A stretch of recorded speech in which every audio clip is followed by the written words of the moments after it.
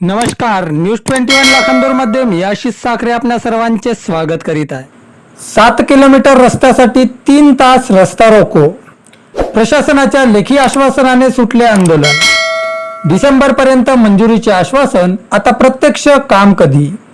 प्रकाश देशमुख यांच्या नेतृत्वात शेकडो नागरिक रस्त्यावर, पोलिसांचा चोख बंदोबस्त।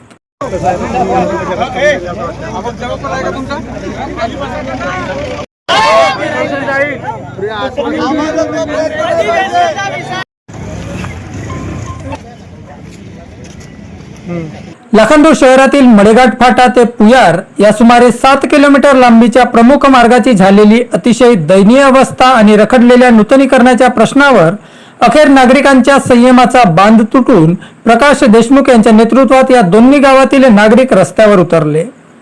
आज 18 ऑगस्ट रोजी युवक काँग्रेसचे लाखांदूर तालुका अध्यक्ष प्रकाश देशमुख यांच्या नेतृत्वात सर्वपक्षीय पदाधिकारी, कार्यकर्ते, मडेघाट येथील विद्यार्थी तसेच शेकडो नागरिकांच्या उपस्थितीत रस्ता रोको आंदोलन उभारण्यात आला होता। दरम्यान तब्बल 3 तासानंतर प्रशासनाच्या नूतनीकरणाबाबतच्या लेखी आश्वासनाने हे आंदोलन मागे घेण्यात आले।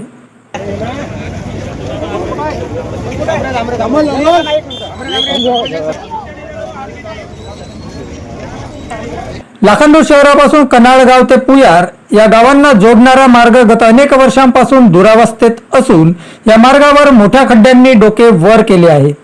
विशेष करून पावसाळ्यात या मार्गाची परिस्थिती अतिशय बिकट होत असल्याने वाहन चालक, विद्यार्थी, शेतकरी आणि सर्वसामान्य नागरिकांना जीव मुठीत धरून प्रवास करावा लागतो। पावसाळ्याच्या दिवसांत या मार्गावरील खड्ड्यात साचणाऱ्या पाण्यामुळे खड्ड्यांचा अंदाज लावणे कठीण होते। अशात अनेक छोट्या अपघाताची मालिका येथे सुरू असते, तर रस्त्याच्या दुरावस्थेमुळे मोठ्या अपघाताचा धोका वाढला असून दैनंदिन वाहतुकीवरही मोठा परिणाम होत असल्याचे सांगितले जाते। दरम्यान या संदर्भात संबंधित प्रशासनाला सूचना दिल्यानंतर त्यावर तात्पुरती डागडुगी करण्यात प्रशासन तत्परता दाखवते खरी, मात्र अवघ्या काही दिवसांतच ते खड्डे पुन्हा पूर्वस्थितीत येतात।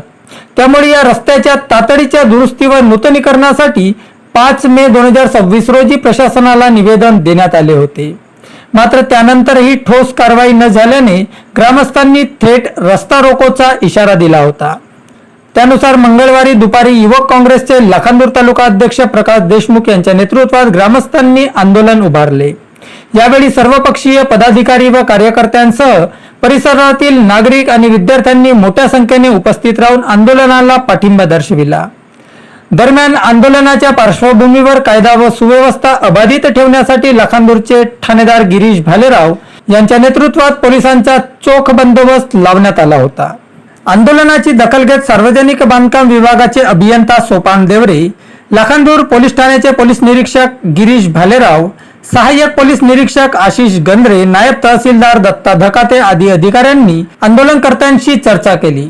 त्यानंतर विभागाच्या लाखांदूर उपविभागीय कार्यालयाकडून दिलेल्या लेखी पत्रात रस्त्याच्या नूतनीकरणाचा मुद्दा विचाराधीन असून डिसेंबर 2026 च्या हिवाळी अधिवेशनात सदर कामास मंजुरी घेऊन पुढील तांत्रिक बाबी पूर्ण करून डिसेंबर 2026 अखेरपर्यंत रस्त्याच्या नूतनीकरणास मंजुरी देण्यात येईल असे आश्वासन देण्यात आले आहे।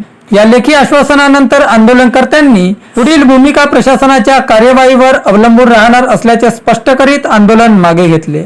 या आंदोलनामुळे मडेघाट फाटा ते पुयार रस्त्याचा प्रश्न पुन्हा एकदा प्रशासनाच्या केंद्रस्थानी आला आहे। आता दिलेल्या लेखी आश्वासनाची प्रत्यक्ष अंमलबजावणी कधी होते आणि रस्त्याच्या नूतनीकरणाच्या कामाला प्रत्यक्ष सुरुवात कधी होते याकडे मडेघाट, कनाळगाव, पुयारसह परिसरातील नागरिकांचे लक्ष लागले आहे। दरम्यान आंदोलनकर्ते प्रकाश देशमुख यांनी आपली भूमिका स्पष्ट केली आहे।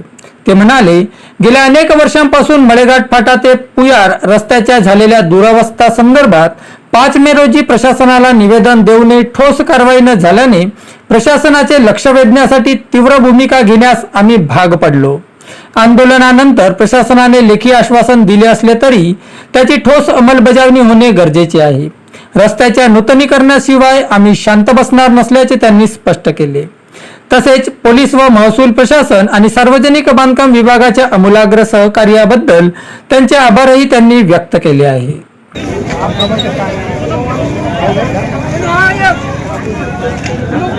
मागणी काय होती तर तात्काळ दुरुस्ती करा आणि नूतनीकरण करा. कारण भाऊ रस्ता काही कमी पैशाचा नाही, कमीत कमी 2 करोड लागते. ठीक आहे.